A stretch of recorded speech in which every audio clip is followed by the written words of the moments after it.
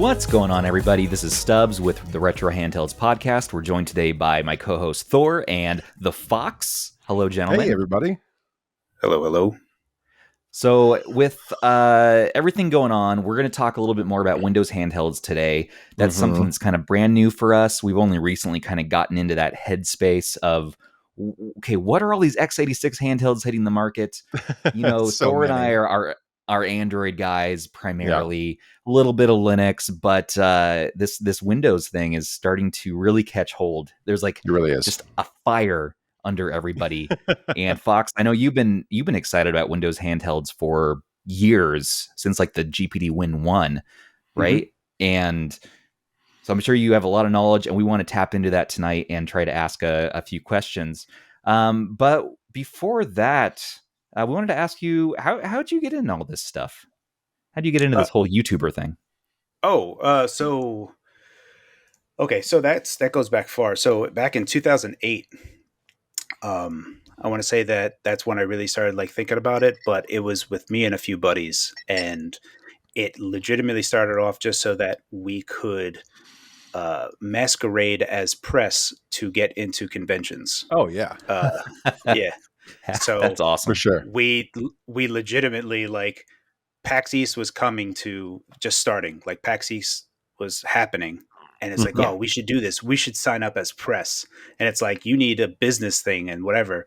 We created a business, like we formatted a business. It was just the three of us. We got a website going, did everything, got YouTube, got everything going, filled out all the paperwork, made it a legit business, and sent it out. And it was like, no way they're going to approve this. And then like two days later, it's like, you're approved for press. And we're like, No shit. yes,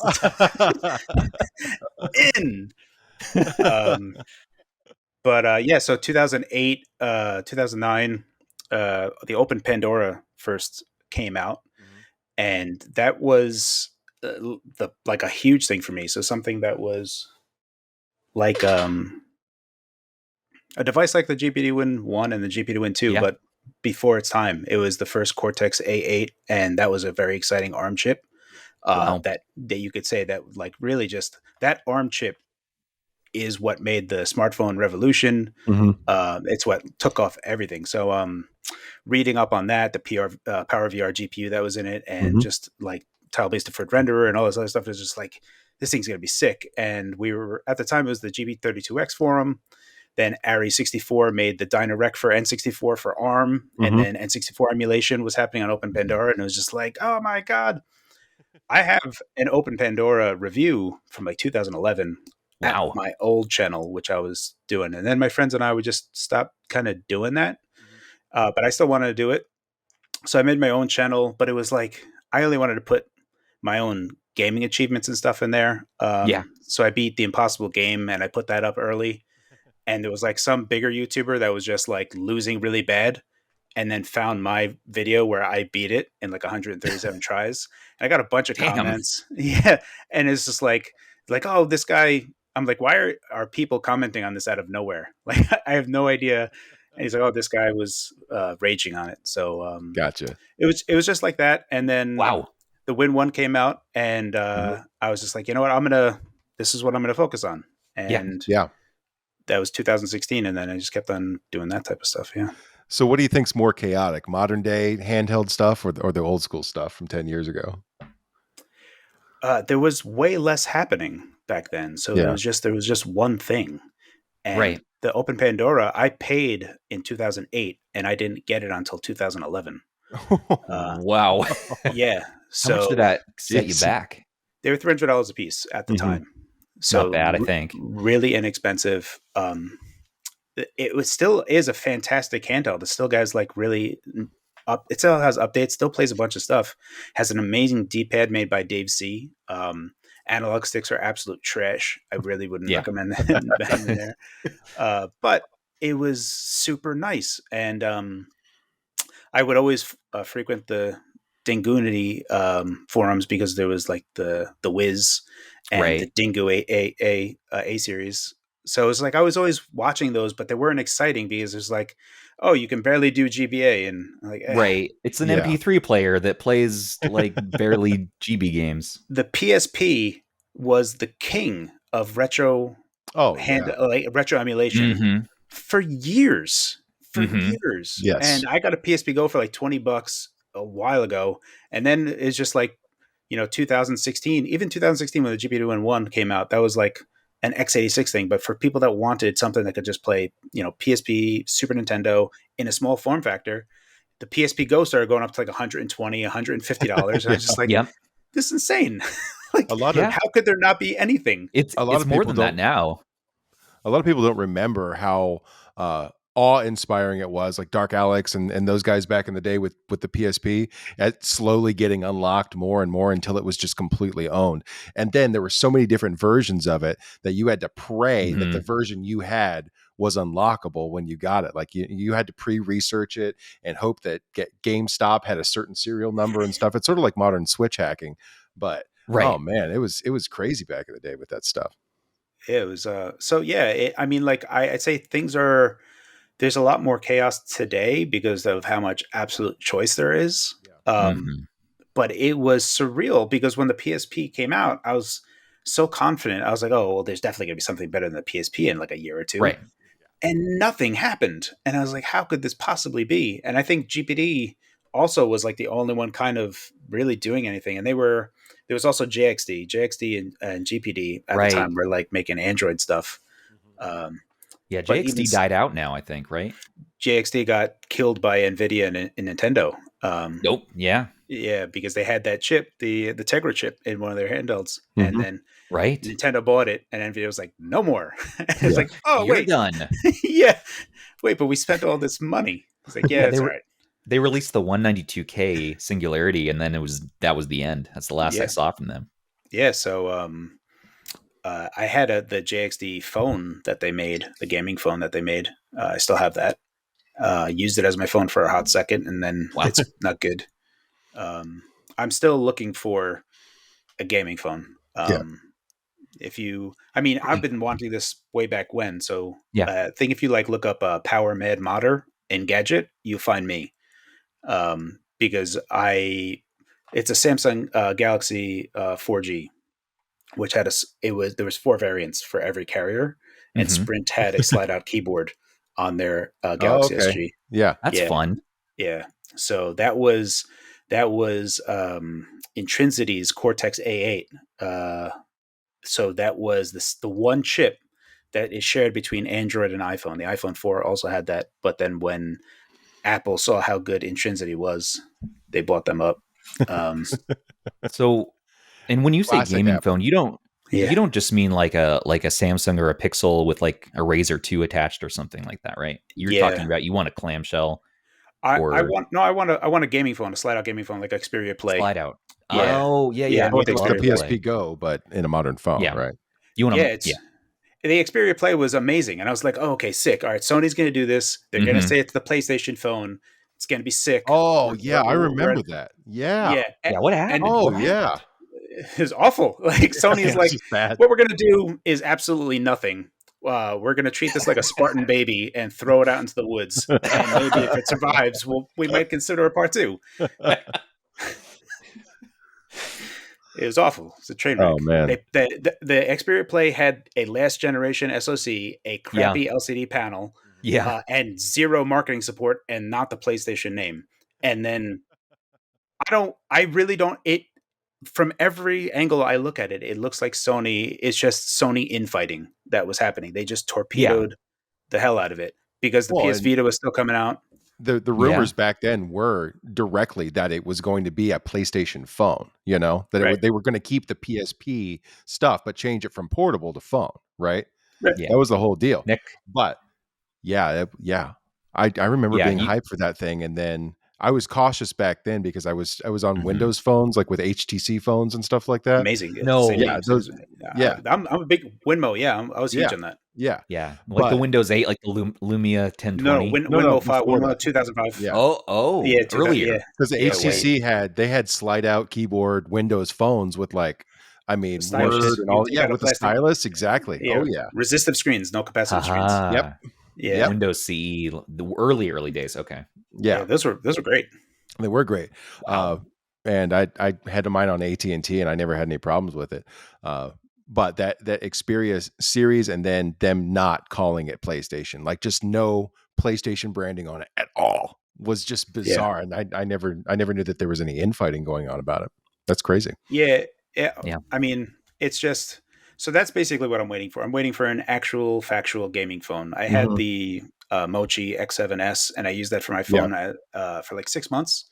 I Yeah. had to buy a smartwatch because it's a huge phone and the analog sticks are protruding from it. So every time you take it out of your pocket, it pulls your pants pockets out. And it's just so annoying. So I just was like, I got a smartwatch just so that I could get my notifications. Yeah.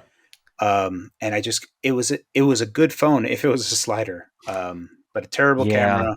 And I was just like, okay, I can't do this anymore. So that's one thing I'm trying to. You guys might be upset at me, but I'm desperately trying to convince GPD to make a gaming phone like a slider. Nobody's going to be upset with you about that. At all. I'd be down for that. Anything except for the XP line. Like, just it's time to move away from that. Nobody wants the widest boy ever. Nobody wants that. So I have seen the XP idea since 2017. Yeah. I have seen images of the iterations of it. And I remember when I first saw it, and I just saw like just a straight row of buttons. And I was like, what is that? And he's like, oh, it's from MOBAs. And I was like, what? Nobody. That was such a strange thing to do, to even have that add-on at all. So I get it's huge in China, but dang. When it was the first concept of it was not modular. It just had the 5 buttons in a row permanently attached. Oh, and so I was looking at it and I was like, oh, okay. I don't, all right. I mean, because there's like cultural differences. Like I was like, I don't see myself using that at all, but if you think that's good, then that's cool. Yeah. But yeah, if you look at the XP Plus, like the XP or the XP Plus, it does operate as the XP Plus specifically without needing like Black Serif to get it all working.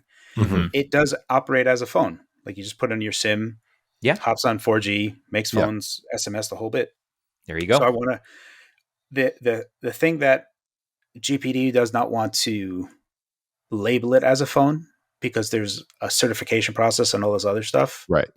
But if they could reasonably put enough of the hardware in the right place to be a phone and a slider, but still call it like a 4G tablet or something. Yeah.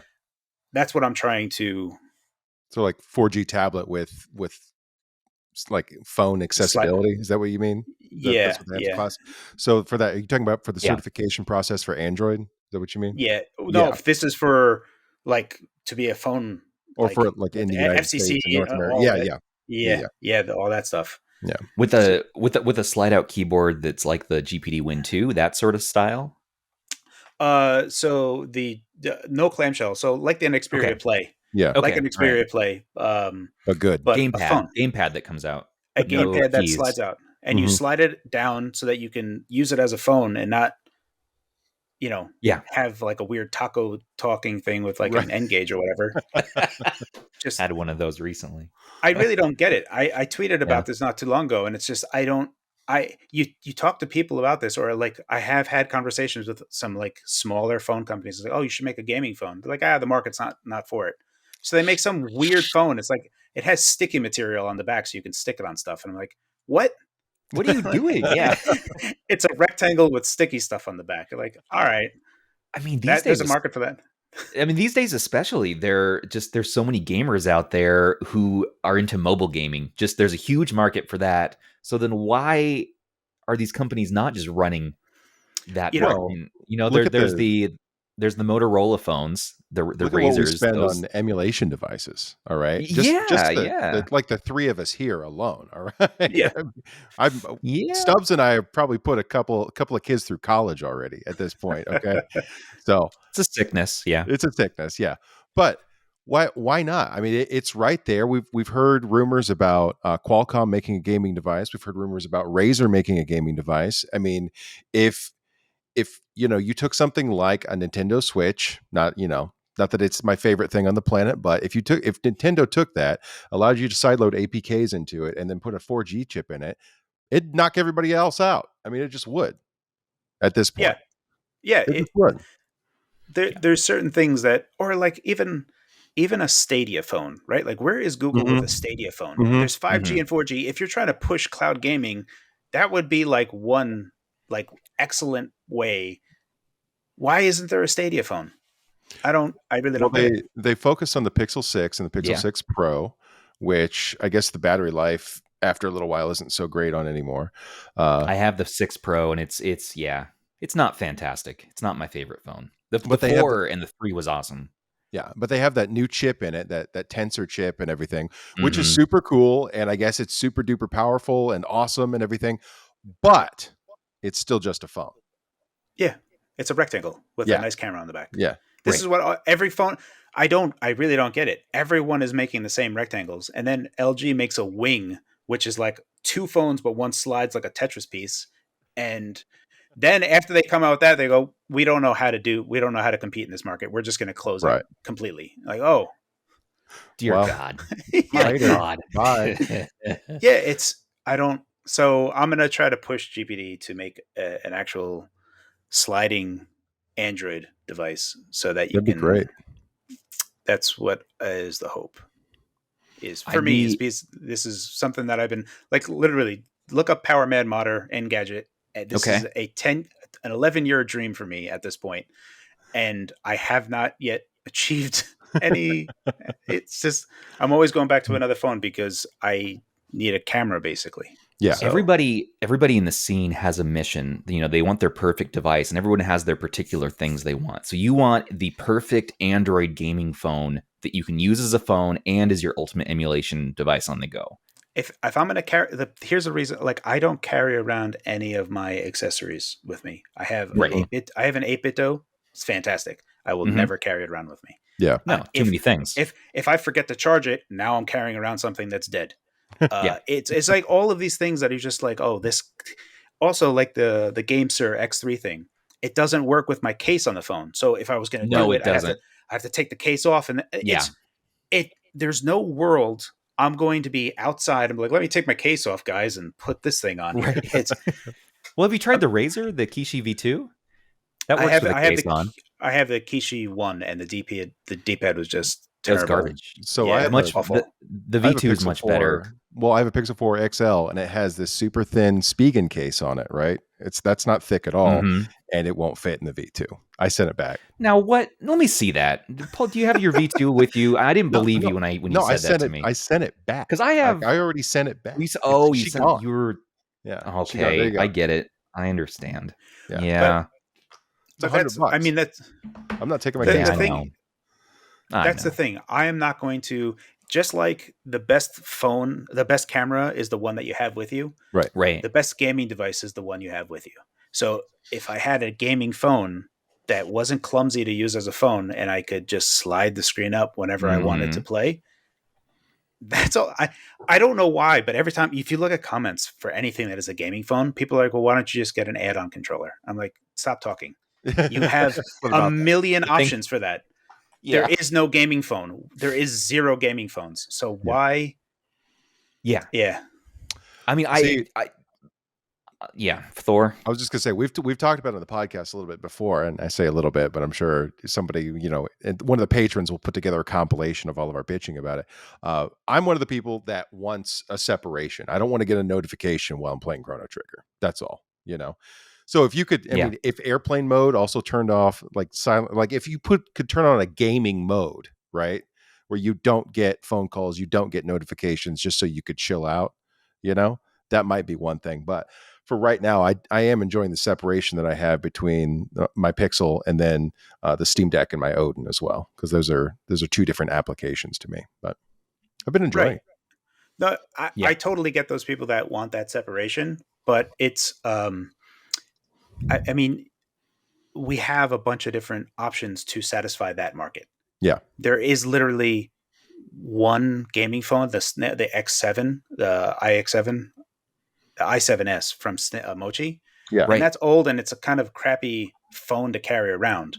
Yeah. And there's no L2R2, right? No. And the analogs protrude, so it sucks to be in your pocket. I'm just saying, like, I love options. Give me all the options in the world. Sure. Yeah, for sure. So, but that's the one thing that I'm going to try my best to. This is not something new. Like I've been literally since 2017 No, trying to make I GPD. hear you, Phawx. I Yeah, hear you. I hear your pain. I hear your story and your mission. And I back you. So I as appreciate well. it. 100%. One device wouldn't it be an awesome dream to have just one device that just does everything. In fact, get rid of your computer, get rid of your phone, get rid of your gaming stuff. One single device that does everything that you want. You We're can getting turn there with off cloud stuff. notifications. You can put it in airplane mode, and then focus on gaming. That's that's I mean, so I don't know. The WinMax 2 is and potentially the WinMax 3. Like the WinMax 2 has the earmarks of legitimately might not have a desktop computer going forward. Oh wow! Wow. I'm going to if not this one, because I'm going to get a 32 gigabyte model coming in, the 6800U version. Yeah. And I plan on using that as my work laptop and actually for everything. So wow, it's going to support an eGPU. So there's less reason for me to have a full tower. And this guy's just burning like 70 watts, 50, 60 watts, just idle. So, you go from 5 watts to 50 watts and something that you can carry around with you. And it does it all very well. So, that whole like initial iPhone reveal, it's like, it's your internet communication device. It's your phone. It's your MP3 player. I'm that guy that wants one device because I don't like backpacks. I hate backpacks. My back gets all sweaty and, maybe I just sweat more than other people when I have just a backpack on, but I see a lot of people wearing backpacks in the dead of summer, and I'm like, man, that looks uncomfortable. Yeah, what are you doing out there? I definitely get what you're saying with that stuff because I have swapped a huge amount of what I do over to my Surface Pro 8, and I just ordered the Razer eGPU enclosure for a 3060. So it's similar to what you're talking about. Only my stuff doesn't have a controller built in. I just use a wireless Xbox controller with it. I do that. Yeah, I do that with my Windows PC here. But the one device dream, I mean, I forget that I had that dream too, and I've gotten caught up in all this collecting just to collect these handhelds. But ultimately, for me personally, yes, I just want one device. Preferably for me, an Android device, because I love Android as an operating system and the battery life and the ARM architecture. Having said that, though, to sort of prep for this podcast, and just because I'm a freaking nerd and I have a sickness, I bought a GPD Win 2 for the first time. This is my first introduction to the GPD Win line. Yeah, that was wild. It's super comfy, man. This one doesn't have the third cooling mod. I've been desperately seeking that out, but apparently you can only get it by emailing the IGG email that's now closed down, and then reach out to the guy in China, and then find someone to translate for you to get it sent. He's on the GPD Discord, so you can just really? DM him. Yeah. Problem solved. Oh, he's actually making a new Android handheld. What? What's he making? What's he doing? The K1R. It's Melangerie? KTR1. Yeah, that's him. The KTR1C. Oh, okay, yeah. I know that guy. I talked to him. I didn't put those two things together. We just recently, the server, bro. Yeah, we gotta talk to him. We moved the KTR1 to our archive channel because we hadn't heard news in forever. He's still working on that. Yeah, it's booting. Yeah, it's booting now. Yeah, it's has it coming up on the display. We gotta check in. Speaking of nerdy financial choices, I also got the GPD Max, Win Max. This is the original. This is Ice Lake? This is the 2021. Oh, okay. 16 gigs of RAM. The Intel. Okay, the 1165 or 1195. 95. It's the 95. Yeah, it's a high end. Okay. I love this. I've been having a lot of fun. It plays pretty much everything. It's just that the keyboard is cramped as hell. That's what I said in my review. Yep. Yeah. And I watched a review too to be like, all right, let me get this. Let me try this out and see how far I can take it. Love the buttons, but again, it's just so cramped that I'm not going to use it. I tried recording music on this, and it's not. It's just not quite there for me. So I'm excited. I pre-ordered the Max 2. I went with the 16 gig, 1 terabyte Intel, or no, AMD version, Please, yeah, 6800U. don't get the Intel version. Skip the God, no. Intel. I watched your benchmarks and all Yeah, that. Do you think that the 16 gigs is going to perform okay for me? The yeah, most I do is yes. gaming and then some music, but I run like maybe 10 to 11 tracks for recording music, and that's I think it. you're gonna be fine. Yeah, Okay. All right. yeah, People make me feel bad. They're like, you got to get 32 gigs. You might as well go all the way. You're going to max out. You're going to open too many Chrome tabs. It's going to explode. You can't run your Excel spreadsheets. I'm like, oh God, do I need to cancel my pre-order? Because I like got it in within minutes. So yeah. No, I think 16 is more than fine. I just want 32 just because yeah, it's going to be your I use a main lot of RAM. device. It's gonna be I plan on, if I can. The only problem is like I'm getting hammered because I have a 5900 Zen 3 desktop machine, but I paid like 600 or 700 because that's what it was when it retailed. But now Yeah. it's like $300. So if I was going to sell it on eBay, I'm going to take a huge hit on it. And I'm like, ugh, everything like finally, there's like no more shortage. Everything is just like tons of Yeah. GPUs everywhere. All these Zen 3 stuff are like cheap. And I'm just like, I can't, I'm going to have to keep my machine. But the For a little next bit. Yeah. wave of the potentially like the 7800U with Zen 4, Mm-hmm. That's I'll coming next year. Next Next year. year. Yeah.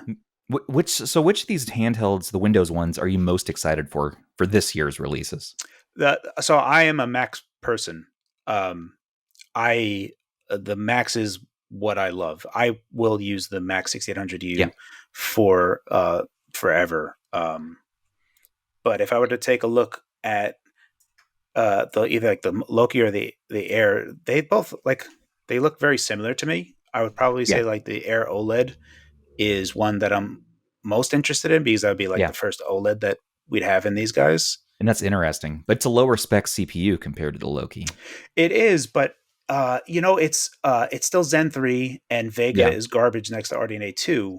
Yeah. However, using sub resolutions, you can have a few situations where you can hit 60 FPS where the Steam Deck will not ever, even if you use sub resolutions. And So like I Dark also, Souls 3 and Sekiro, yeah. you will not hit 60 even if you use sub resolutions. What about if you do this new hotness of changing your refresh rate down to like 40 hertz and locking it at 40 Yeah. hertz?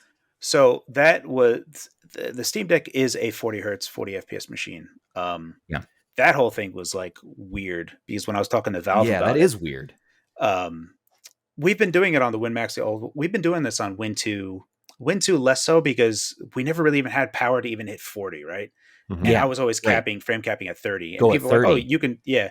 And I was like, well, you're talking about 40 hertz, but like, what games am I playing that I either do 60 on super old games or I'm barely Uh-huh. hitting 30 on Right. some games. And then the original Win Max, we could start doing 40 in some things. So that's when it first started becoming a thing. And when I had the preview unit of the Steam Deck, I talked to Valve when I was looking at some games, and I was like, "Hey, did you guys ever think about 40 hertz?" And they're like, "Oh yeah, that's of course. we're Oh, of already course. Yeah, that's going to be it's an done." option in the firmware. Yeah, so Okay. like they were already with it. Yeah. And I was like, "Oh, sick!" And they're like, "That's going to come later." And then I like Huh. blabbed about it because I thought it was in the firmware. Like this is like when review units were just coming out to people. Right. And I got it and I was like, oh, it's in. So I went on Discord, on the Steam Deck Discord, I'm like, Megaton. And then I'm looking, I'm like, wait, it's not here. oh no. By then it's populated through the internet, propagated Yeah. everywhere. Everyone's like, oh my God, did you hear 40 hertz? Yeah. No, I didn't say it. I just said Megaton. They're just, Yeah. Phawx said Megaton. We don't know what it is. Yeah. So I had to just like keep that like, oh yeah, I was just an idiot. Sorry, guys. No, don't worry about it. Yeah. So for the 40 hertz, I hear it's built into the Windows just UI as an option now with the 6800U chip. Is that just an Iris Xe option?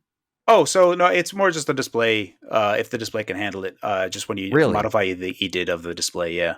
So right there, you just swap it from like 40 to 45 or 60. Yeah, in Windows, you would just update the EDID, and you could do that with custom resolution utility. It's a little bit more difficult with portrait-based panels instead of landscape panels, which is honestly like no one really appreciates this. You have Yeah. a Win 2 now and a Win Max. Go ahead and just fire up any old PC game, and it'll zonk out on you, because like DirectX 8 and older are going You don't have to to ask me twice. they will they do operations out of order, Yeah. and you'll get like either a half screen, and it's offset because it's rendering it in a panel and then rotating it instead of rotating and then rendering. Yeah. So you would have to wrap it with those older DX8 calls or something else into either OpenGL or DirectX 11 or whatever. So the WinMax 2 has a landscape panel, so you don't need to do anything. You could just play games. It doesn't matter what it is; it'll just run. Yeah. So did they ever consider passing the video signal through an FPGA to fix that instead of doing that in software? Oh no! Every one of these older chips, if you take a look at, especially like with the Win 2, all of these panels that they have, they could, but it's just like a cost thing. Yeah.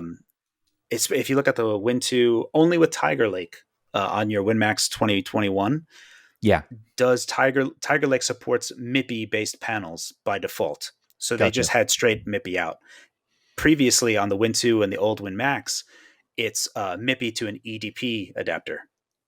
Interesting. Okay. So you basically on those ones are better for us because we can modify the EDID on that EDP adapter to do whatever we wanted to do. But you're still going to have that. It's still a native portrait-based display from the EDP adapter.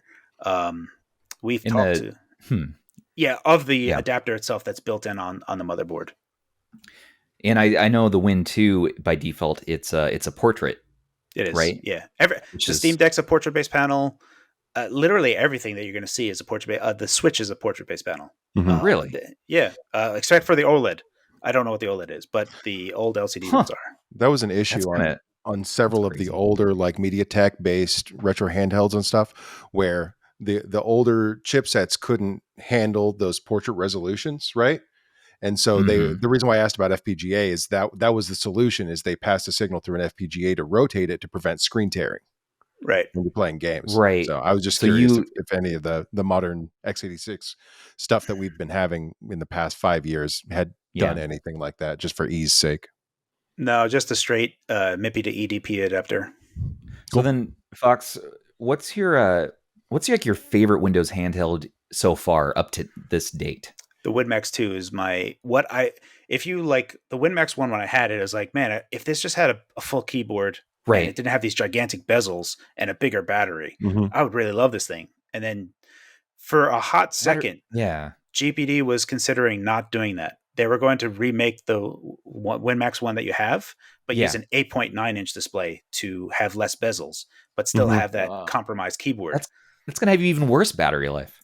So I was just like, no, yeah. So there's actually more that we need to talk about on there, and I have to do a video on it. But there's like, there's a little bit of bad news with it appears to be all LPDDR5 based machines. There's a bit of bad news that we have to talk about.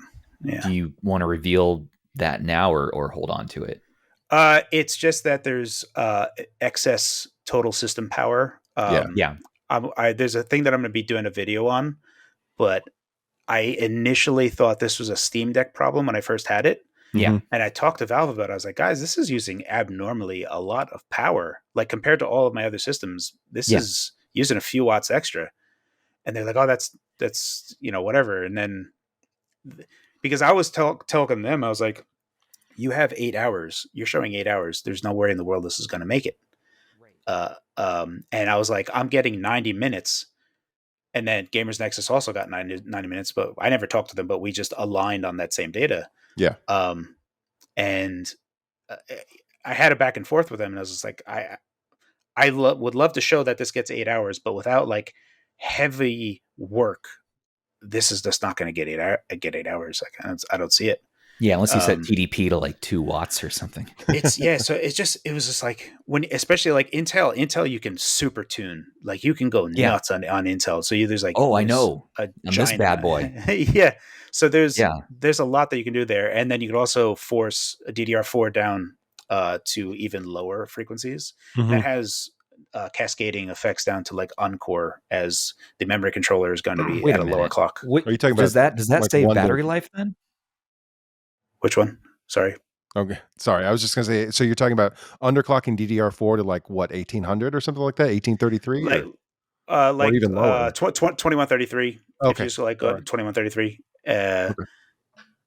Yeah. So, but if you go down there and you force it at that, Yeah. it's not good for higher TDPs because you'd be starving the GPU a bit with that Yeah. bandwidth. Yeah. But if you force lower TDPs, you have cascading effects with by forcing that memory, the memory controller is on the package.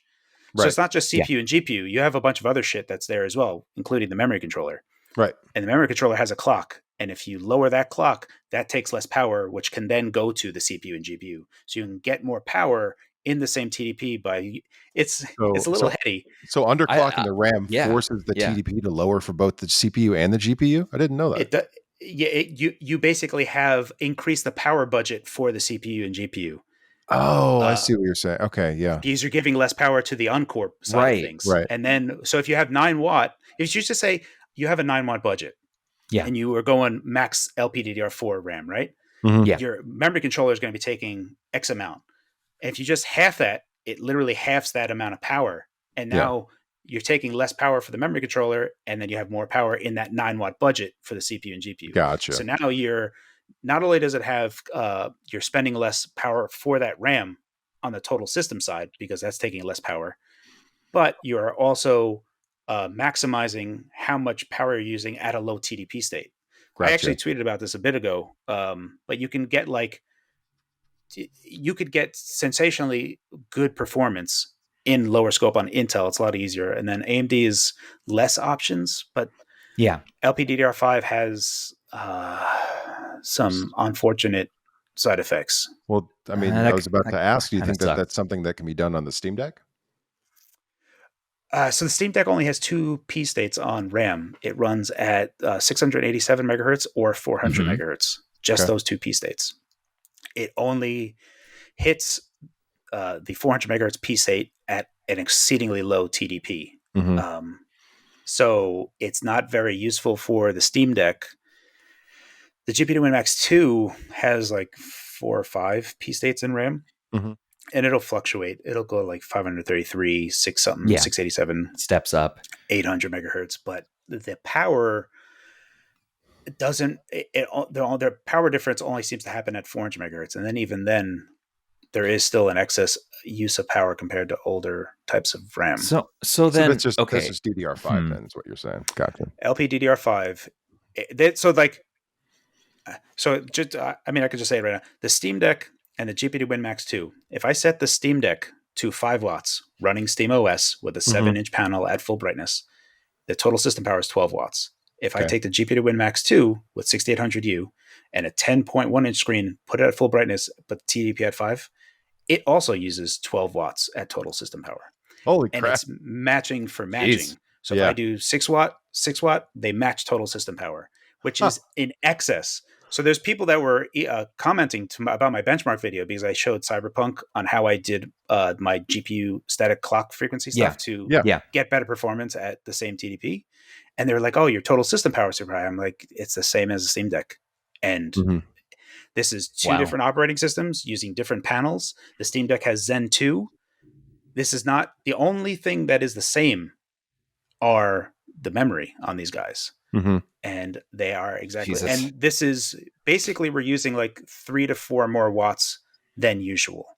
And that sucks because Yeah. if older platforms, there is like almost like this canceling effect versus the older platforms where you have to be at like a certain power scope. So Yeah. all of these other platforms that have like 47 watt hour batteries, I'm just like, whew, that's not enough, guys. You gotta, Yeah. those are rookie numbers. You gotta boost those numbers up because Yeah. I mean, I've been able to do PS2 emulation at 7 watt on the 6800U Mhm. and just get Nice. solid. That basically translates to 13 watt total, which is a bit high. Yeah. And on the Steam Deck battery, I'm basically getting like 5 hours of battery life. But when that should really be like 10 or 11 total Mhm. system power on older platforms. So, yeah. Well, okay. So battery life wise for the Max 2021, it's not great. Even with running at low TDPs, I would say I'm not super pleased with it. The Max 2, at least, even with the DDR5, it's still better, in your opinion? The overall performance on native PC games is better, Okay. but at 18 watt TDP, we're using roughly 30 watt total system power, which is Right. about 2 hours basically. Yeah. So 18 watt is a sweet spot for 6800U. It's a solid TDP. Going above that, going to 28 watt, you're going to be spending 50% more power to get a 10% boost in performance. Mm-hmm. So, okay, so you and I have a difference of opinion there because I love to run all my games at the lowest graphics specs possible because I want that longest battery life. I don't even play the games for that long, but it's like, but what if I did? What if I want to? And I don't want to have that battery anxiety that the device is going to die in the middle of an awesome match in Counter-Strike or something. What is the lowest TDP you've gotten the Max 2 to run at? 3 watt. Okay, 3 watt. And at 3 watt, you could probably play Source games, right? You could probably play some like Age of Empires 2. You really need like 3.5. I got Dead Cells running at 60 FPS at 3.5 watt, which is 9 Okay, watt total. Then Nice. you're close to 7 hours of battery life there. nice. Okay. Yeah. And I've been that same battle with my GPD Win 2, just trying to get the most battery life possible. And it's tough on that guy. I mean, you really have to drop it to like 2.5 watts, I noticed. And undervolt the RAM and undervolt the GPU. That was a sweet time of still when we could still undervolt. Yeah.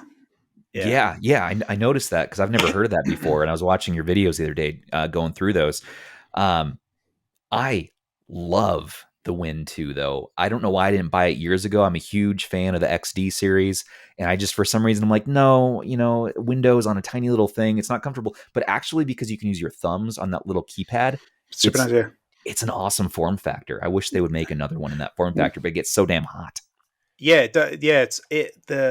When they made it, it was a 7 watt machine. Yeah. And a lot of people pushed it to 12 watts. Too high, right? Yeah, it's way too high. It's really 5 watt undervolted is a nice sweet spot for that. Yeah. It's where I really think like going back, was better for it, especially on those batteries that the GPD Win 2 batteries are just really bad. I already ordered a second one. Yeah. Yeah, it's either the hinge is almost guaranteed to fail on you. Yeah. There's like I've just heard I have not cracked mine, but I've heard people that were just babying it. There's just so much torque on that one area. I felt that it's just way too tight. Yeah, it's one hinge. It's all on a single hinge, a single pivot, and so that's a critical flaw that the Win 2 has. The battery is another part that always dies on the Win 2. Yeah. But like TDP wise, I have heard people complain about the heat from it, and it is kind of a thing that you can control, right? You can lower. Yeah. You can lower everything enough. Yeah. You have to lower. That's something that okay. We haven't really hit on very much here, but a lot of these, especially the x86 based handhelds, they are heat factories. I mean, they really are. Yeah. I mean, they are.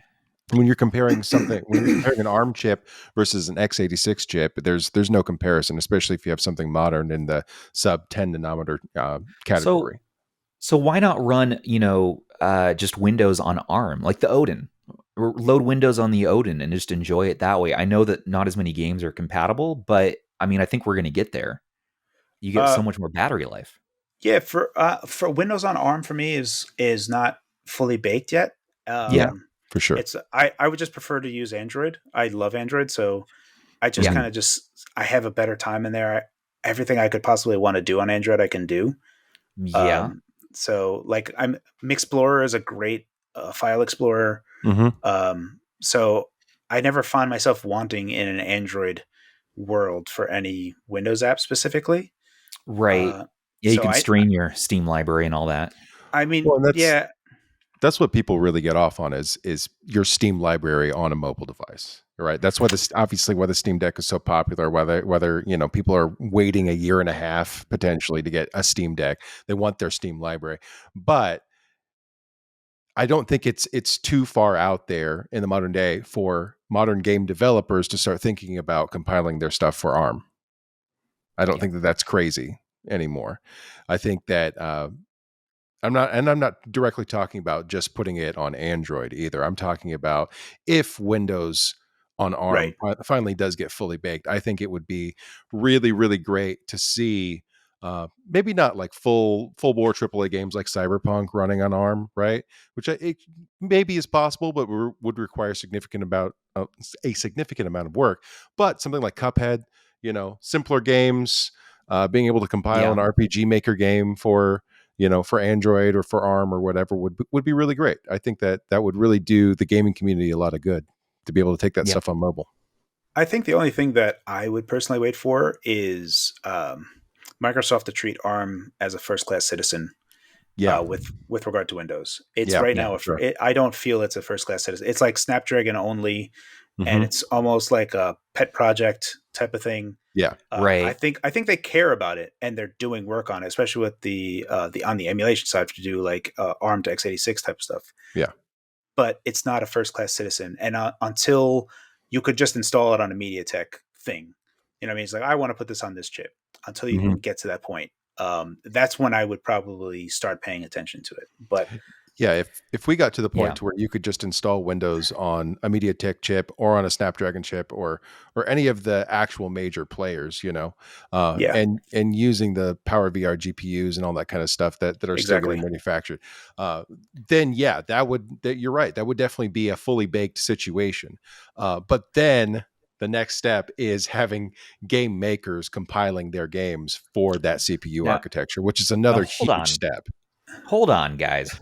Are we completely skipping over the fact Microsoft made an ARM handheld, the Surface RT? Come on, that was a classic. It had Windows S on it. We're just going to move past that. We're going to skip past that. That was a weird. That was the dark times. Actually had to use one of those for a job once. They like, all right, here's your first day of work. Here's your Windows RT Surface. Go to town. All it had was the Windows 8 just store apps. That's all you could run on there. I was like, how do I do my job on this? Oh, God. The Tegra 3. Oh, man. I wake up haunted at night, just sweating bullets. I love the Surface line. I love it. I love it so much. Yeah. But it seems like come a long way. Whenever they like step out of bounds a little bit away from just like the core tablet or the core laptop, they do weird stuff. Hey, the Surface Duo is awesome. Okay, Surface exactly Duo, like the Surface Duo. Exactly. Come like on, the Surface Duo. Battery life isn't great, but you could read the hell out of an ebook on there and like, oh man, watch a YouTube video at the same time, multitasking on Android. Madman. Oh my gosh. But yeah, it's. I think it will happen eventually as we're approaching the end to Moore's law, essentially with the CPU architecture. We're going to have to be focusing more and more and more and more and more on efficiency and adding cores if we actually want to increase processing power on mobile devices, or skip to the end and just go straight cloud processing. At this point, I think I personally think that maybe in the future we'll have like a core computing unit in our homes, and then our devices will stream to and from it. But I'm also a crazy person, and that may just be a big hope. It's called our Plex server, right? We already have that. Plex server, that's right. Yeah. We just need to add games. Well, they have games on there. It's just not very baked yet. I'm just saying, as far as onboard hardware, I think we need to either focus on that or we need to focus on the cloud. Kind of one or the other situation right now. What do you guys think? For my point, it's when you look at the chip by itself, especially when you take a look at like future iterations, RDNA 3, Zen 4, the performance per watt that they're talking about, they are incredibly impressive. Even when we talk about getting things to lower TDPs, lower wattages. The real problem is all of the surrounding components still being hogs. Because CPU, GPU, on-core, you can say, okay, yeah, this is running at 3 watt, and then everything else is running at 6 watt. And 6 watt is everything on an Android device, right? Like, so your total system power, everything that you are running is everything on this device. So there are a lot of things are going to have to start coming into efficiencies on all adjacent externalities. So displays are going to have to really start, they're already really good, but you're looking at 2 watts for the displays that we're using versus the displays that are on mobile phones and stuff. Sure. So there's differences there that I think I would personally like to see. But from just a core like x86, even with Moore's law and everything just coming to an eventual end, or whatever ASIC wars happen afterwards, um, everything's going to get a hardware accelerated coprocessor. What are you doing? Oh You're yeah. doing word processing. You need a word processing.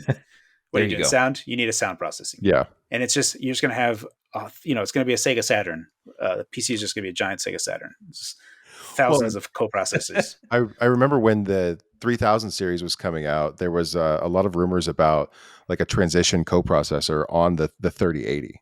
Like people were looking at the fans and the way it was, and they were thinking that there was going to be a legitimate sub-processing unit that would preload textures and everything like that, and then pass it off straight into the RAM so it could then get processed into the video, which is sure, why not, Yeah, the only thing you need to do is just define a standard, and if they could get textures that, like on PS5, where they're like, these are your textures, and they have this whole pipeline to make that whole part fast for developers, and it just goes straight to the PS5. It does all that stuff, so they can just feed the SSD. Yeah, so there's like those types of things where you just like, okay, what do we have to optimize and make efficient? And it's all of these surrounding parts that really need to, because if you just look at the bare part of it, if you look at x86, if you look at Intel, you can tune the hell out of that thing and get fantastic performance at low TDPs. Right. It just takes a lot of work and being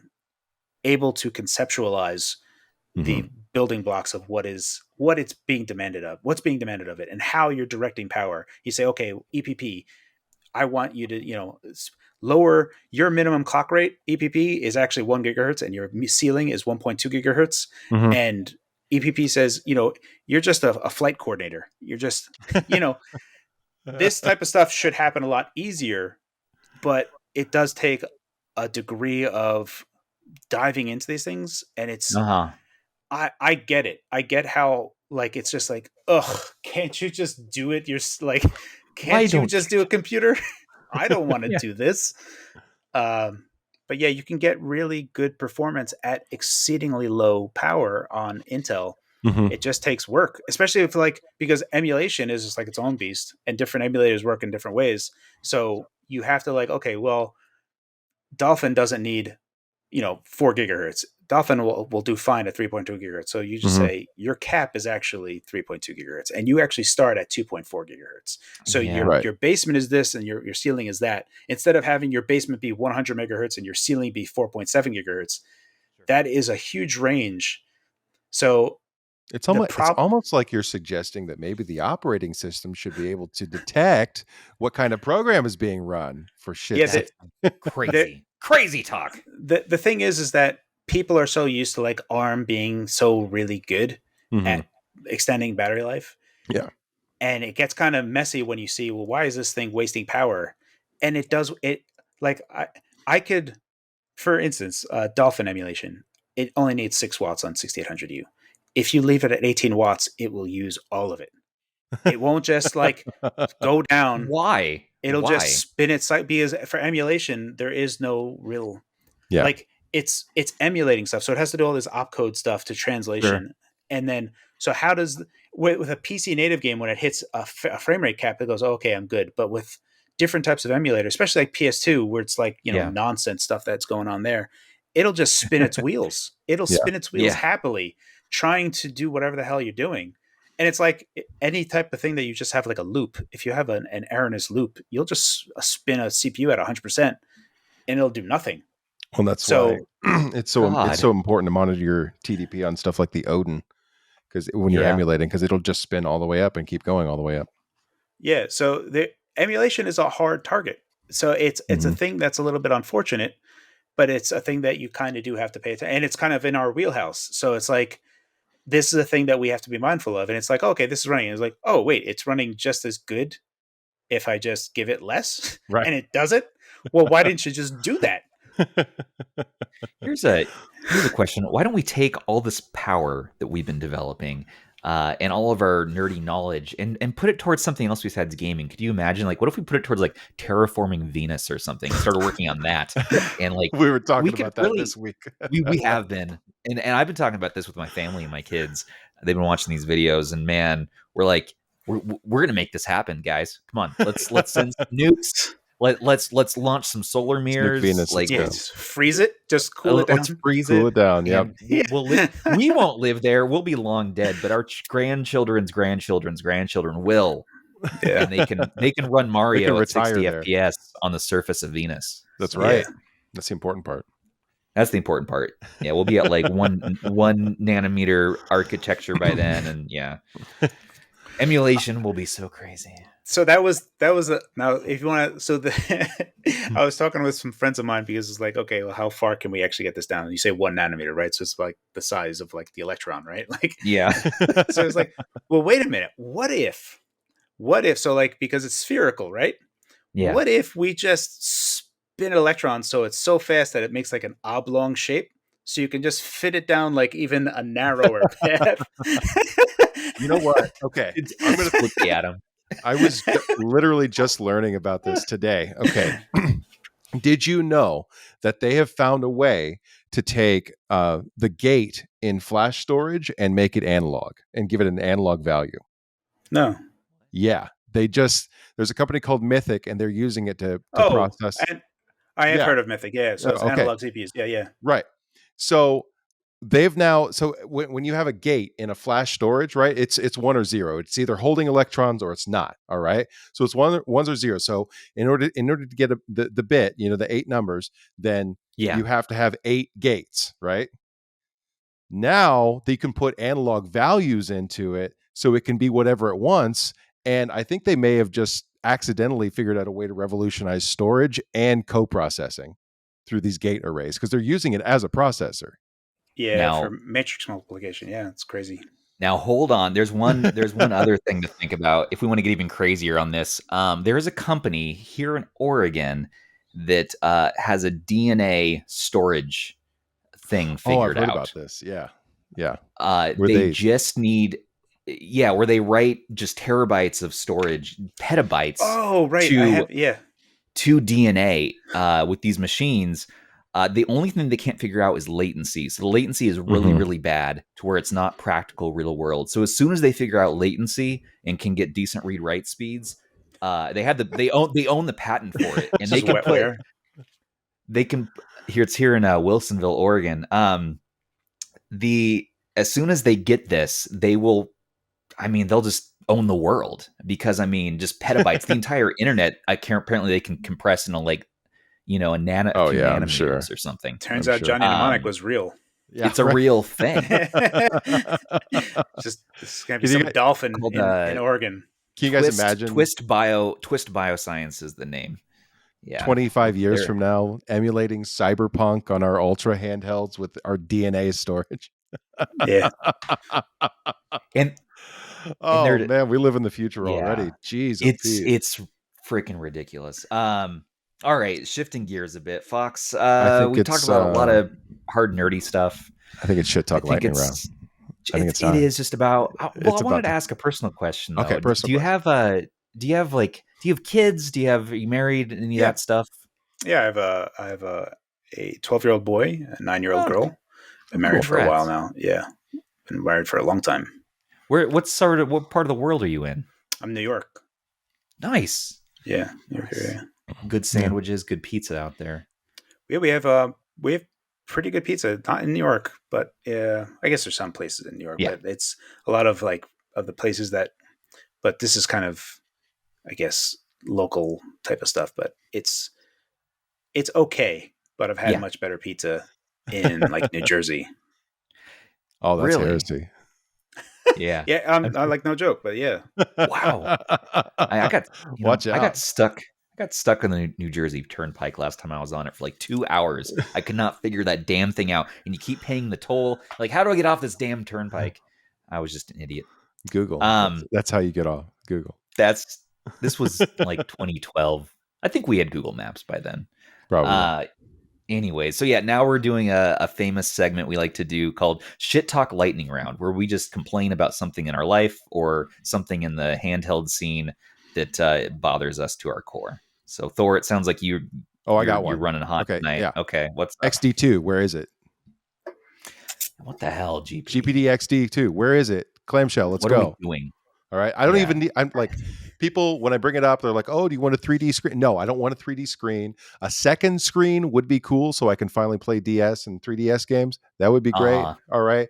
Yeah. But where Surface is it? Duo, but it's fine. Yeah, what? Yeah, I mean, I'm with you. I'm not the biggest fan of the XP line at all. It's a weird answer to a question I never asked. XP or XD? The XP line. Oh, I'm talking XD. Yeah. No, I'm just saying. Okay. I wish that the XD line kept going. Oh, I wish there was an XD2. So there was actually a concept XD2, which was a slider. No what? Shit. Yeah. What happened? Who knows? I don't know. I just saw a picture of it and I was like, "Oh, that's awesome!" And then never, ever again has it ever come up. GPD. When we had Taki on here, he was saying something about GPD, like some of their staff left, and they're the ones who made the XD, and so the new people who were there went this completely other direction. Is that sound? The only person that I know there is the guy that does their Android side, and he's still there. Okay. I don't know of anyone else that is there, but I only know the guy. I think his name's Samty. Samty is his name. Okay. Yeah. But I only know him through Skelton and Denox. So Skelton, love that legacy ROM. Yeah. So Skelton was more on the XD side of things. Yep. But from my point of view, the whole Android side of things seemed to be, I mean, maybe it was. I never really heard anything. Well, it was always. I think that's the second part of my shit talk lightning round that I'm going to lean into here with the x86 handhelds and everything like that. I get the excitement for Windows handhelds. I get the excitement for being able to play your Steam library on a handheld. At the same time, it's like the Android side has just turned to dust for the most part. The next big Android thing is the Odin Lite that I've heard about, at least. That's going to be powerful. But I mean, the specs for that were revealed almost a year ago now. Pre-orders were almost a year ago. Hey, we added a channel for the the Retro Pixel Pocket. This cursed this cursed Game Boy. It's so cursed. It's so cursed. I don't know why I added that. It's cool. It's cool looking. Don't get me wrong. All right, because it does look like an OG Game Boy with the four face buttons and everything, but no touch screen and no analog stick at all. I cannot even imagine how horrible navigating the UI is going to be. You can't do Android without touchscreen anymore. That's my limit. Not doing it. I mean, I'm with you guys. I don't know what the deal is with regard to the Android line from GPD. I know that the Win 2 took off for them, so x86 took off for them. Yeah. I had some talks with GPD, and I was like, guys, can you make like a cheaper Win 2? Can you, because I started off at 650, and I was like, can you just, like, there's newer chips, can you just use those new lower power ones and put it into the Win 2? Because that would be better. Low power would be better on the Win 2 anyway. Yeah. Right. Yeah. And the response that I got back was that out of all the things that GPD always does, when they make options, people only pick the one that they think is the most powerful. Really? And they only pick the one that is the most powerful. So if you take a look at the Max 2021, they had AMD 4800U or the 1195 G7. Everyone went 1195 G7. I like the 4800U. Yeah. I saw that. Yeah. I like that one better. It sold awful. Now you look at the WinMax 2, Intel is selling awful, 6800U is selling. It's selling great. That'll be interesting to see how sales numbers come out with the Loki in the Air then at that point, because they have so many SKUs coming out for each one. Yeah, it's funny because GPD was almost like they they did not want to have something that was low power because from their data, no one wanted that. Yeah. And additionally, they didn't want to spend time in R&D to cannibalize their own stuff. Right. And then you look at these guys, and it's like 82 different SKUs of a million different things. Yeah, and it's what like, the hell are they doing? Well, and then whoa. being able to select different memory options, different storage options. I mean, Yeah.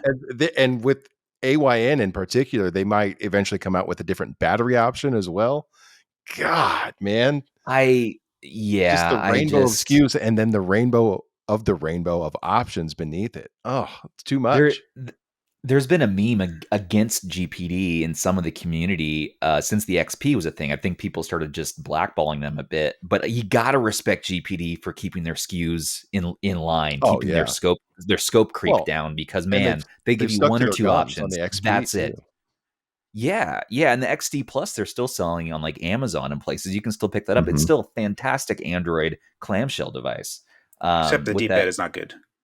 Well, yeah, but you can modify it and get a better rubber under there. I hate the D-pad on the XD. I hate it. It's so mushy, and I just I start playing. I'm like, screw this. I'm done. I don't have time for this D-pad. That was the first mod I did on the XD. As soon as I got it, like I ordered it on eBay, one of the red ones, because Stubbs twisted my arm so hard on it. But it's a nice looking clamshell. Seconds later, I was ordering the replacement parts for it. So it's a mandatory thing. Yeah, it is. But yeah, just I typically I'll keep things stock. I won't ever really mod D-pads and other things on there. Plus, there's so many different handhelds. It's like, okay, well, if you're just not going to be good enough as like a baseline. At the time, it was like, in its own. But anyway, go ahead. Stubbs, did you recut your post on your X18S yet? No, not yet. I still have that X18S though. Almost sold it the other day, but I have. So my thing is, so PowKiddy is entering the ring on these Windows handhelds. Yeah, they're going to attempt to make something that's 6800U, isn't it? God, I hope not. I think it's a 6800U handheld. PowKiddy. They're not. It's the first I've heard of it. I'm sorry, but they're not equipped for that. They're not equipped to pull that off right now. They're not gonna step up from the Tiger Face handheld to the 6800U handheld. Look how cute this thing is. Now we're doing a new 6800U. I think it's going to compete with the Win 600. I think it's going to be, I don't know. It's probably going to be an Athlon like 3050E or something. It has to be, right? If they're going to stay in that price point, because they're not going to release it PowKiddy is not going to release a $600 device. That's just not something that PowKiddy does. And because who knows? Dude, they're gonna Cheeto Steve, the infamous meme in the community who ruins these handhelds, is going to forget to put thermal paste on it. Is going to make the posts different sizes. It's going to be like not flat. It's going to be worse than the Win 600 with micro scratches. It's going to have. There's going to be so many compromises on a PowKiddy Windows handheld. I feel like I'm just not ready for it. I'm not ready to talk about it. That Ambernick's making a 6800U handheld, bro. So what? And Bernick's not equipped to do this either. They are so good at their 3326 line, at their niche 50, the 503, the 552. Like those are good. They make great Android handhelds these days too. I don't know. Win 600. I'll get it in the mail in a few days, so I'll give my thoughts on it on the next episode. But I'm not sold on Ambernick or PowKiddy entering the Windows handhelds realm yet. So far, I don't know. Phawx, what's your gripe? What do you think? The Win 600 has a lot of problems. I think the one thing that problematic is the word for that device for sure. One thing that upset me a bit was I had talked to them a while ago, and they're like, "Oh, we're probably going to use a 3020E." I was like, "Okay, let me take a look at that laptop." So I looked at, and I was like, "Okay, this is kind of like a Win 2, but I'm using single channel RAM. Make sure you do dual channel." They said, "Okay." And then it came. I was like, "Didn't do it." What happened, guys? They have a little bit of a habit of doing that. That's what happened with the 552. I handed them the software to implement 5 gigahertz into it, That's right. Yeah. And they were like, sure. That's amazing. And then they didn't. That's crazy. That's unfortunate. That is so unfortunate. But yeah, so it's like there's almost like this weird. You can almost see Embernick just making some decisions and concessions that are concessions that shouldn't have been made. Like the SD card slot. Yeah, you know, my biggest gripe, I think, probably with the Win 600, outside of the dual channel RAM, which is probably my top one, is the analog stick placement. Also, the sensitivity of the analog sticks are way out of scope. Like, I mean, you just like touch it, and it's just like it's almost digital. It might as well just be digital. It is analog, but you just touch it a little bit, and it's already like complete. And it's like, wow, okay. I've heard a lot of people sounds like a nightmare. Sticks. They say the sticks are way too low, is what I hear. It's do you agree with that? All I know is that just pushing it just a little. I mean, they seem fine in their place. The placement needs to be moved, especially like when you think about your range of your thumb. It's you're gonna get cramps if you hold it to be able to use the triggers as well. It's there's just like some weird like, oh, it's D-pad dominant. Like, okay, great. Push those analog sticks in. Like, you have it's huge. It's a big handheld. I mean, it's still small compared to other x86 handhelds. So did they? I don't have a Win 600, but did they not include any form of calibration app or anything like that on it? Is that not? No, I didn't get any. Wow. It's not so like there's the dead zones are fine. It has full range, but it's just way too sensitive. And they're not just there's so many compromises on it, and I know it's their Gen 1 and the prototype of like the GPD Win, their first gen handheld. I feel like is leagues better than Embernick's first Windows handheld. Now I have the GPD Win on the way because I want to try that one too because I'm truly sick. The Win one is rough. Yeah, and I hear that. So yeah, the Win 1, I was there in 2015. Yeah. And on the Dingunity forums, and there was like a war. There's like a war on that forum where it was getting GPD to make a candy bar form factor. Yeah. Or like an open Pandora clamshell with a keyboard. And I was the keyboard warrior. And I was like, it must be this. Also because I had an open Pandora and it was fantastic. And I was like, how are you going to use a Windows machine without a keyboard? You're going to use a virtual keyboard? Are you out of your mind? And they're like, oh, you can just have Control Alt Delete and Alt F4 on these other buttons. And I'm like, you are crazy. Yeah, this is going to be terrible.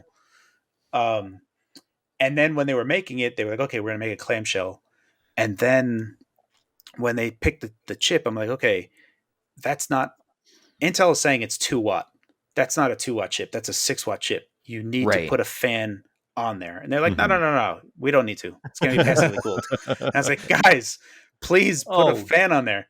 They added a fan at the 11th hour during Indiegogo, and it was like off. It was just useless. I hear that. So that if you take like the Win 1 is cute and it was like a neat, but it looks like a cheap copy next to the Win 2. When you get a Win 1 in, just look at the Win 2 and it's just like, wow, it's such a gigantic difference from the Win 1. If you think the Win 2 is hot, use the Win 1. That's what I'm excited and scared to find out. I hear though it is a bit thinner, and it's interesting to me that they put the analog sticks into the device and they had the D-pad and the face buttons on the outside. So I'm interested to see what that is like.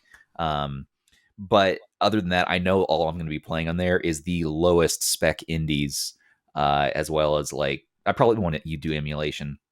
I'll probably sell the thing right away. It's going to be a Cuphead machine for you. That's it. It's all you're going to play is Cuphead. Don't worry about it. It's going to be, as long as, I love Cuphead. As long as it runs that, it's fine. But it's just that I'm having this nostalgia lately for older GPD products, seeing as all these new products hitting the market are just not hitting it for me. And I never touched the Win 2 or Win 1, so I kind of want to go back in the past and revisit and see like, okay, what did these ones do right? And compare it against what do I want these days? Because you have these sea of SKUs hitting the market from Aya and AYN and I'm like, wait a minute, do I even really want to use these devices? I don't play Cyberpunk really, except to like benchmark. Yeah. Uh, it's just a thing, and so I think they really had some cool things in these earlier gen devices that I wish they would bring back. So, anyways, Yeah. that's all the shit talking I have really. I mean, for me, I pre-ordered the Loki Mini Pro, Yeah, the Pentium 8505 version. That's the yeah, only version that makes any real sense for me out of their entire lineup. yeah. Um, Knowing 6800U and how power hungry it can be, even on the low end, um, like even on the low end, you're looking at like, you know, if you think of 13 watt, so 3.5 hours Yeah. is like a good ballpark for that Yeah. on like PS2 emulation or Dolphin emulation. But then if you Mhm. wanted to play more demanding games, you're going to be at like 80 minutes, 70 minutes. And it's just That's like, rough. that's the 69. Yeah, that's the Loki Max. So with 47 watt hour, Yeah. Too low. Yeah. they need a bump up. And I guess they could just make the device thicker, but it makes no sense to me. I think the heatsink will be fine Well, and that's why I got the Max because it has that bigger battery. Mhm. on the Loki Max, right? Right. Yeah. Or, okay. So the Loki Max has a 47 watt hour battery. And That's the highest end that they have for battery. as far as I know, I mean, we can look it up real quick. Yeah, I feel like I pre-ordered a Loki Zero because it was an actual 199, and right. that's the 3050E with the I think it's 40.5 watt hour battery. I That's a did That's rough. solid. Yeah, I did it's get just the that rough 128 CPU. gigabyte NVMe in it though. So Oh, so you did pre-order a Windows handheld. I Oh, just did it yesterday. I'm so proud I of you. I just did I it. think I Well, think here's the thing. because Okay. you've been since the beginning of this. You're like, this is a pointless, stupid thing that these companies are doing. I don't think it's pointless. I do think it's stupid that they have so many SKUs and aren't focusing on like Yeah. one Yeah. low end and one really affordable device and one banger. Right. All right. I think that's stupid. Uh, but no, what it kind of got to me that Windows on Steam Deck is so bad. Yes. Yeah. Yeah. It's a That second class citizen from Valve. right. It's, Because yeah. there were a lot of big promises about it that it was going to be great and everything like that. And I mean, the GPU drivers are still bad. It's still kind of Yeah. clunky. Uh, I think the sound still doesn't work on it, right? Sound is working now. Sound is working now. Okay, so that was Yeah. a It's, problem for a it's long time. kludgy to install, but it works now. Yeah. Yeah. So Um, and then Fox, it's 46.2 watt hours, even worse than we were talking about On the on Loki the Max. Yeah. Loki I'm looking Max. at. Yeah. For me, the Pentium version, the 8505, that makes a Mhm. lot of sense to me. Yeah. Yeah. And it only makes a lot of sense to me because if you think of it like from the Odin, it's going to destroy the Odin in emulation. It's just going to steamroll it. Yeah. So you're going to be able to do some PS3, some Switch. Like it's just going to just so far surpass it. And that I paid 312 shipped. Yeah. Mhm. That's a solid price for that device. Well, So now you're making me think about getting the 8505. If it's gonna be that powerful. Geez, I didn't realize. it's, yeah, like it'll do CMU, so you can do Breath of the Wild 30 frames a second, no problem. You think But on mobile? Really? uh, Oh Oh, wow. yeah, we're it'll talking the 8505 will do it. Yeah, now we're it's talking the AYN devices now, right? Because there's so many damn that's the SKUs. AYN. Yeah, that's the Okay. AYN Not 8505 or AYA. the AYN. AYN. Yeah, This the Loki Mini. A Loki Loki Mini Mini Pro. Pro is Loki the Mini one I want. Pro. That's Oh the yeah, one I yeah, bought. yeah. Yeah. Yeah, I Okay. pre-ordered the Loki Zero because it had the 3050E in it, and then it was the actual 199 device. So I wanted to see what their lower end was compared to because I have the Steam Deck 512 now because I got that from Yeah. Stubbs and his missus, and I love it Hey. now. I like the etch screen way better. Uh, yeah. I mean, Yeah. way better. And I don't feel like I have to touch the screen all the time anymore either for some reason. I don't know what that's about. So it doesn't get smudgy and gross. So it's a different experience for some reason. But like I was talking about, Windows is bad on it, and I want to see on this architecture how well games run natively on Windows. And it's just at this point, I don't think we're ever going to get a clean Windows install on a Steam Deck unless somebody in Uh, the community gets really, really, really active on it. there's one one guy that's made a hardware driver for the Steam Deck on Windows, so you don't need Steam running to get the controller working. It actually has benefits as well without configuring it as such. There's actually a power savings by doing so. So there's no input lag. None that I am aware of. I have not yet done this, but I know that there's a few people on the GPD Discord that are using it. Okay. And they tell me to use it, so I have to take a look at it. But I've just been getting hit by wave after wave of like stuff, so I haven't had a chance to like look at it. Yeah, I'd love to get that link if you get the chance after the show. That'd be awesome. Sure. I'd love to check it out. Absolutely. Yeah. Other than that, because with Windows on Odin, there is input delay on the analog because the driver isn't there for it, right? The driver is not a direct driver. It's essentially like a semi-emulated analog to digital back to analog converter, just because that's how it had to work. I don't know why. I asked the developer about it, and he just said, essentially, unless someone's willing to make a direct driver for it from scratch, that people are going to have to live with the input delay on Win Odin. So that's kind of where that is. And I am now terribly curious about Windows handhelds. I'm not willing to drop a G&a-half on one, though. You know what I mean? Yeah. It's not fun as we're nearing the $1,000 price point for these handhelds anymore. It's fun to see what we can do at the lower price points and seeing how much we can stretch them. I think that is the hobby to me. It's just picking up like a Neo Next or something for $1,500. That was rough. It's real rough. It's just not fun. I don't know, man. It's like, why not just buy a freaking laptop? When you sit there and go, okay, I can buy this or 3 PlayStation 5s. Yeah. I know. Well, and I mean, I guess if it's pocketable, that's one thing. But I don't think it is. Which actually brings me to a community question I had for you, Phawx. This guy on Talkie's Discord asked me to ask you this question when we had you on. I'd really love pocketability tests and discussion of the ergonomics for like the Win 600, Max 2, any of the other ones you've tested this year. After using it for around 4 hours or so, what do you think of the ergonomics? What do you think about pocketing it around town? Which ones feel heavy? Which ones don't? And which device would you actually put in your pocket and take outside around town? No one seems to go into detail on these. Thanks for your time. The Win 600 can fit in my pocket. I wouldn't put it in my pocket. It's absurdly long. It's a bit thick, but it can fit in my pocket. The Win Max 2 has no chance at all of fitting in any pocket, maybe a cargo pocket. But I got the Max. I got the Max 1 to fit in my cargo shorts yesterday. My wife was like, "What are you doing? What are you doing?" But then it's like sagging on one side of your. Yeah. It's so much weight. We're not going to Olive Garden with that, Peter. No. The ergonomics of the Win 600 are only ideal in the sense if you're going to be using it D-pad dominant. The analogs use makes it a non-ideal, a non-starter, on top of them being just not very good to use the analogs. The D-pad is good on the Win 600. Most of the Ambernick D-pads are fine. I don't really have a super big problem with them. The Win Max and the Win Max 2 is something that I find good. Like it aligns with what I'm looking for. I have a link to Streamable. I stood up here. I put my standing desk at max and I just stood up and I played holding it in my hands for about 90 minutes straight. And my arms never got tired.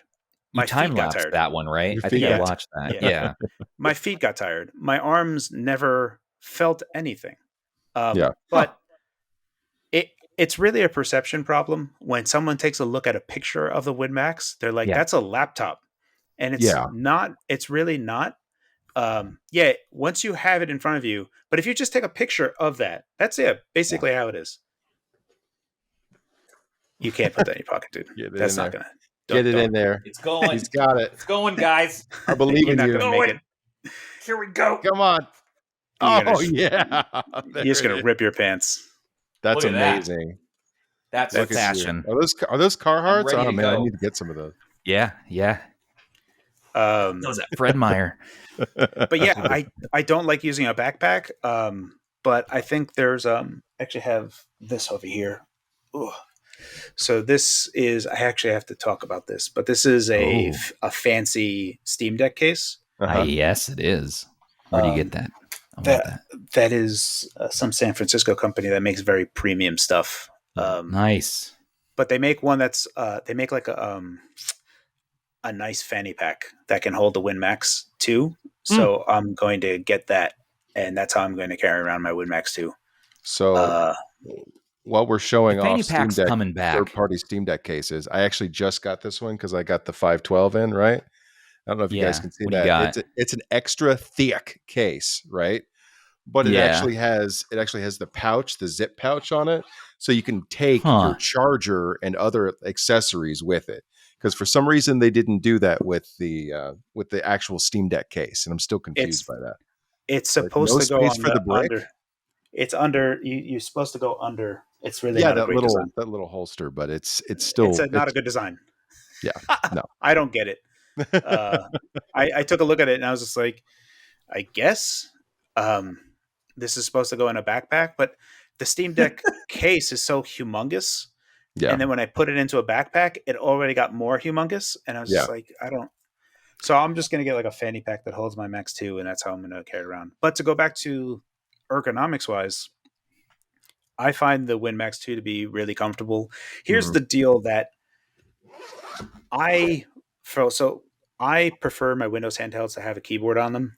Yeah. I don't want to have a button that I have to use as an ejector seat. Now, WDM, Windows Desktop Management, in Windows Win 10 in 2017 or 2018, they made full screen optimizations the default for everything that you launch. Yeah.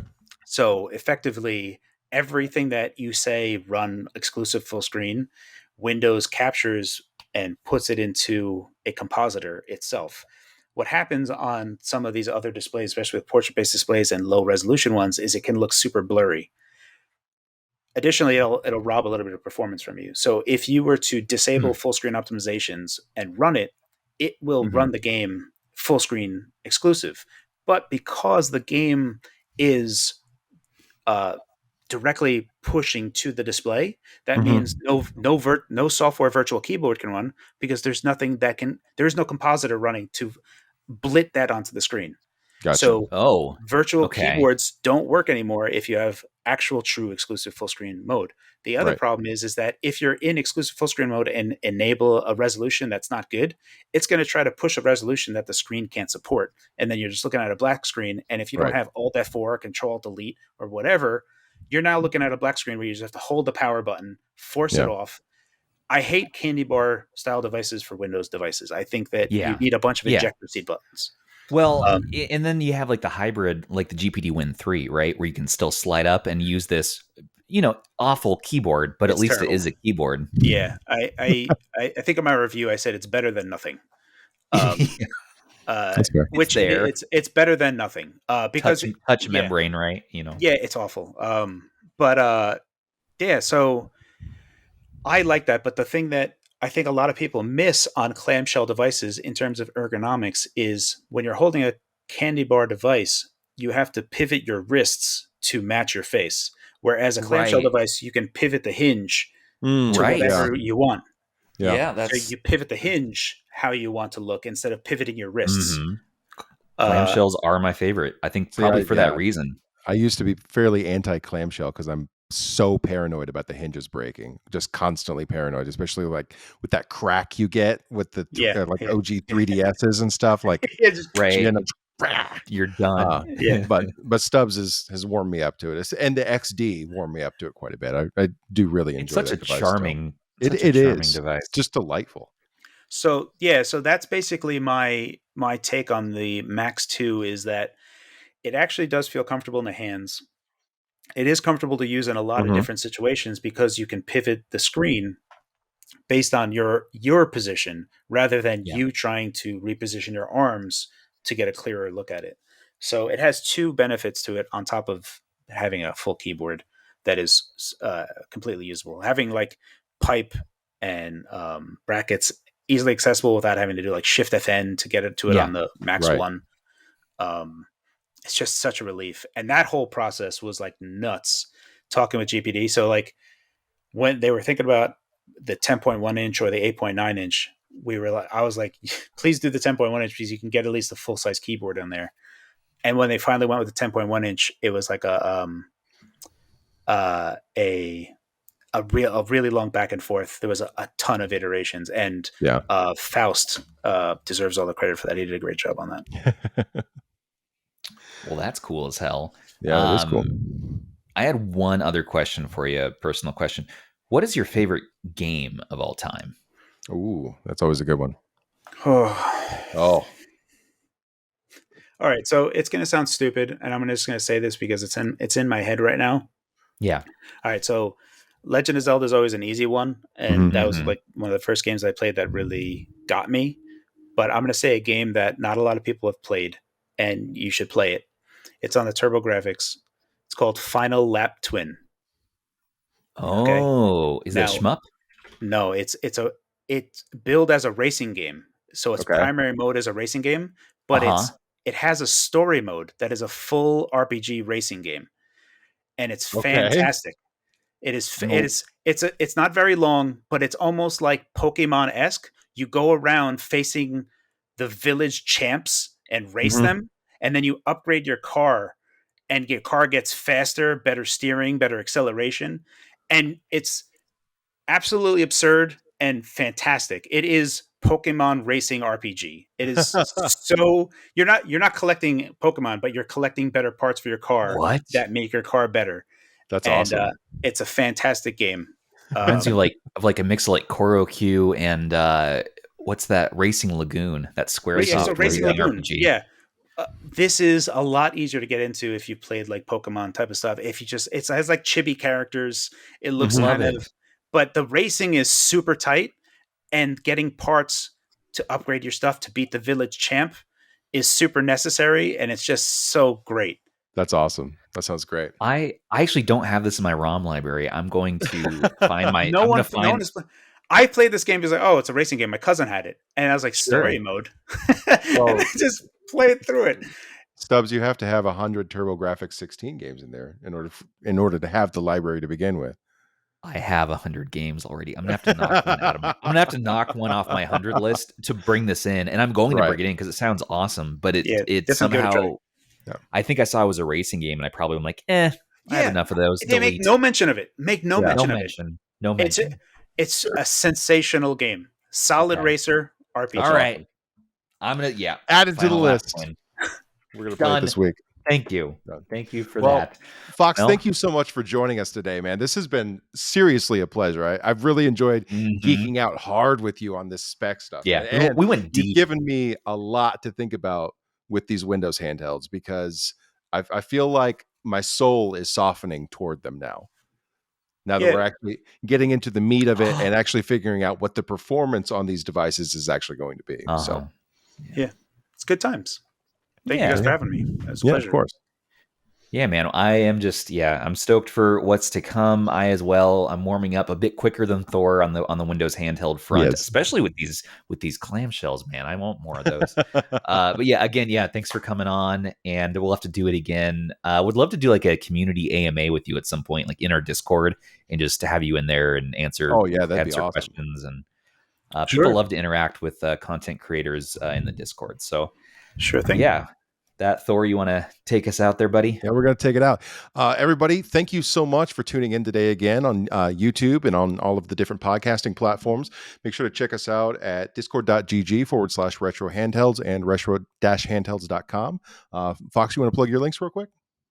We'll make sure to put his links up in the description as well. You can YouTube the Phawx. That's me. Yep. YouTube.com/the Phawx. And I think you're the Phawx on all the platforms, right?